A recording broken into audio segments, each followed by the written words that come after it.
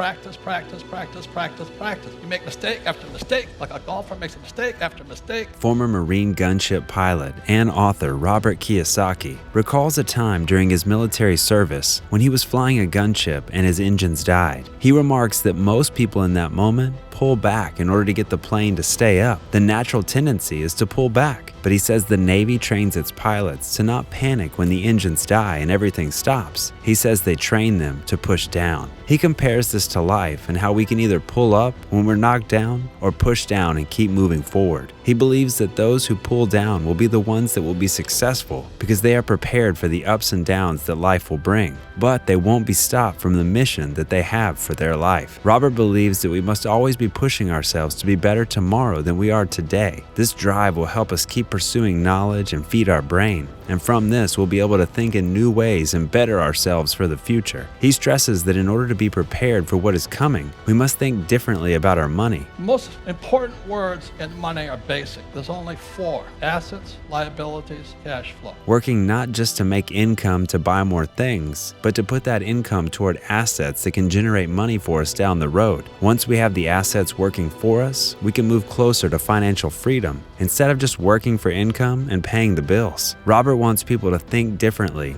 by going against the grain of many things that have been instilled in us all our lives so that we can find paths to success. In order to be prepared for what is coming, we must learn to look at the world differently to see it. If a person doesn't change what's inside their head, the actual thoughts running their brain,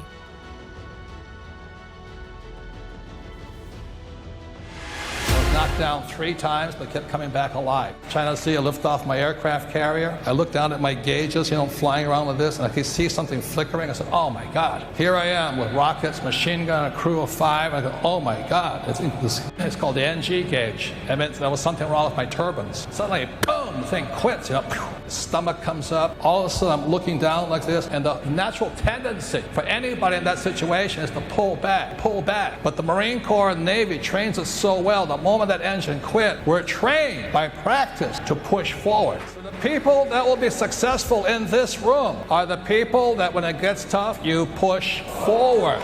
This gap between the rich and everybody else is reaching critical proportions. And I think one of the biggest crises is the young people. Today's young unemployed become tomorrow's unemployable. They lose valuable jobs and training skills. Most parents say to the kids, go to school and save money and work hard. But in 1970, when I graduated from school, $1 million at 15% interest earned me $150,000 a year. Now you could live on $150,000 a year back then. But in 2016, due to this thing called quantitative easing, I call it the Greenspan put. It's $1 million at negative 5 basis points. It's going to cost you $1 million to save $1 million.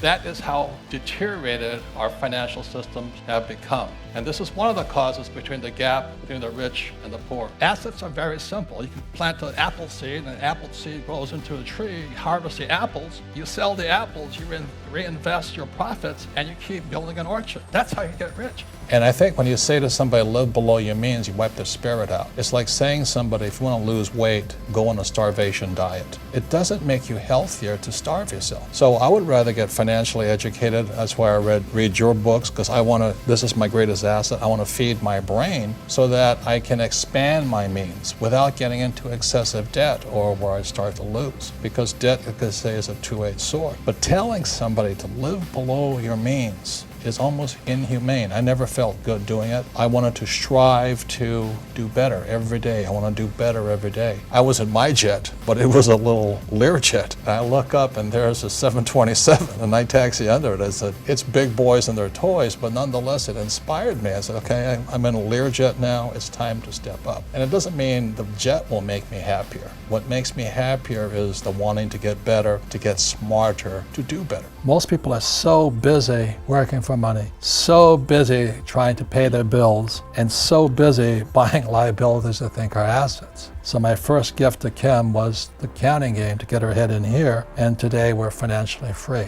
That's the whole thing. So everybody can do it. It's a matter of putting your head into the right column. And then for me, it was in 73, I took my first real estate investment course here. They know all the answers, but they're afraid of doing anything. The biggest complaint about my generation is millennials know all the answers, but they can't do anything. And the reason they can't do anything is because you might hurt somebody's feelings, you might make a mistake, and that just keeps you guys just trapped in this little box. So that's one of the reasons I think millennial money is such an important point here, because if you're going to come into my world, old guy's world, or the information age, you've really got to understand what is risky and what is not risky. And in my world, if you play it safe, that makes you stupid.